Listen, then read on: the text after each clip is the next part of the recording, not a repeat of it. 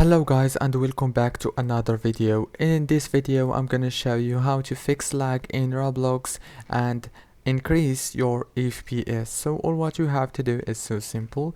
Just open Roblox and choose any server you want. For example, I choose this server right here. So now all what you have to do is just go to the top corner. Click here, click on settings, scroll down, make the graphics mode manual and the graphics quality as low as possible.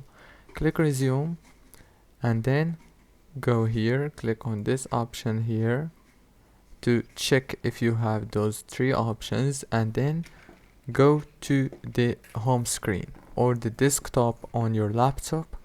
Click down here, open task manager and go to details. Scroll down until you find Roblox right here, and after that click on it on your right mouse, go to set priority, click on high. If this video was helpful, don't forget to like, subscribe, and thank you so much for watching until the end.